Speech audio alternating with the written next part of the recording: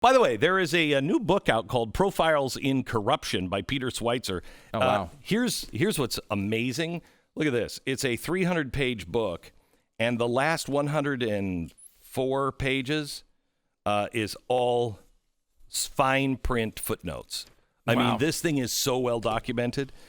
Let me give you one of the stories. An extensive overlap in Frank Biden's dealings and Obama Biden. Frank Biden. Yeah, it's a brother. Yeah. In their foreign policy in Central America has just been exposed in this book. Frank Biden first set his sights on Central America back in 2009 as the Obama administration began to repair the U.S. relationship with Costa Rica. I know we've been laying awake at night going, how's our relationship with Costa Rica?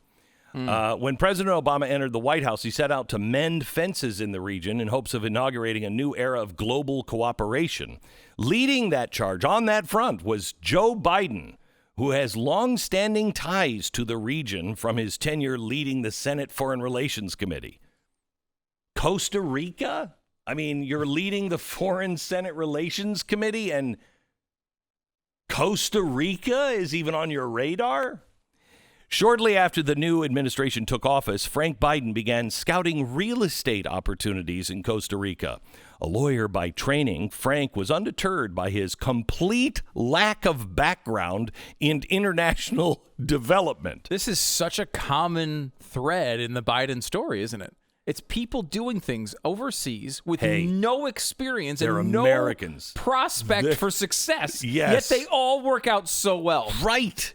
Because they're Americans. They have the can-do Biden spirit. They're just lunchbox Joes. Middle-class Joe? Middle-class Joe. Is it middle-class Frank? It's middle-class Frank. Is it lunchbox Frank? It sure is. Wow. When you open up your lunchbox, you're like, I got a Frank in there. It's fantastic. And he gets the job done. Well, actually, no, he doesn't get the job done, but he's in there swinging.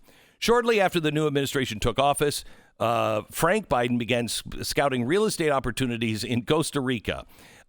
Schweitzer notes, despite the professional and personal handicaps, business opportunities somehow were plentiful for Frank, especially after his brother paid a visit to the country. Just months after Vice President Joe Biden's visit in August, Costa Rica News announced a new multilateral partnership to reform real estate in Latin America.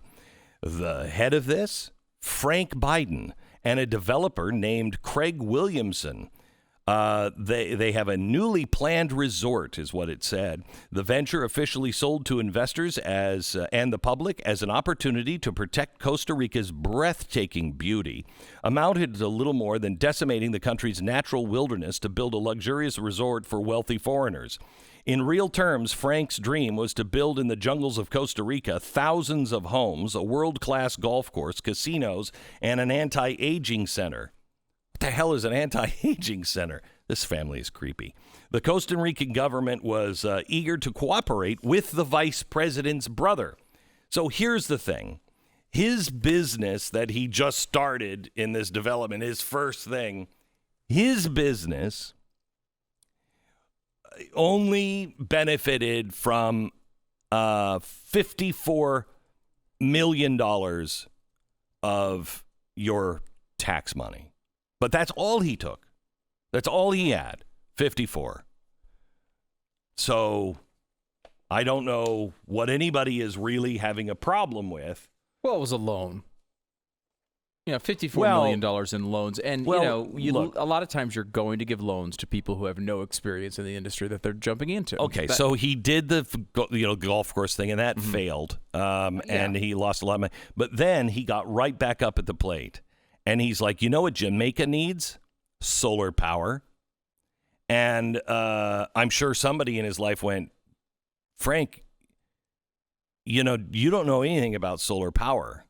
Yeah, so I'm an entrepreneur. And they're like, yeah, but you didn't know anything about the Costa Rica golf course development and lost all of that guaranteed money from the U.S. taxpayers. I'm just playing Joe Biden here. Right. And I don't know if you're a really good bet. I mean, somehow or another, You talked me into it because I really believed in you that you were going to make this and we were going to pay these American taxpayers back, and you failed to do that. I don't know if solar power is the right way to go. Somehow or another, Frank convinced his brother for another $6.5 million in taxpayer-backed loans. Wow. On a solar company. And we all know how that solar company is doing today. Oh, it's huge. It's No, it failed. Jamaican.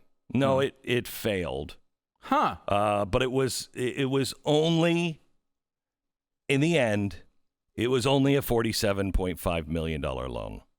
That's it. That's it. Just the $47.5 million. That's it. See, here's the thing. I want to know, because you just kind of described an extensive vetting process for these projects. Yeah, sure. Do you really think that much vetting went on? Because we know with Hunter Biden, the only vetting that went on was, I hope you know what you're doing. Well, that's because... Which was one question that Joe Biden asked Hunter Biden. Right. That's because he didn't feel he had to, because I hope you know what you're doing. You seen your Uncle Frank? You know what I mean? Right. 2 failed businesses. Now you're going into a business you don't even speak the language. And I don't mean technical language. I mean the language. And I hope you know what you're doing, because look at your washed out, probably on the road to be an alcoholic, uncle, stupid brother of mine who's just lost $54 million of taxpayer money right into his pocket. Now, I don't know Frank's history. Is Frank's history as problematic as Hunter's history is, though? I mean, or is he just a failed business guy? Well, I think failed business guy. How many hookers has he knocked up this week? I don't know if he's ever knocked up a hooker while he was with his brother's widow, who he divorced his wife to be with, right, and then got a hooker pregnant. I don't know if that runs in the family that close, but seemingly wild success does. When I say success, I mean they walk out with a lot of money. Right. You know what I mean? Of course. The businesses fail. The important things. Right. Yeah. So it's good to know that the Biden family is doing so well.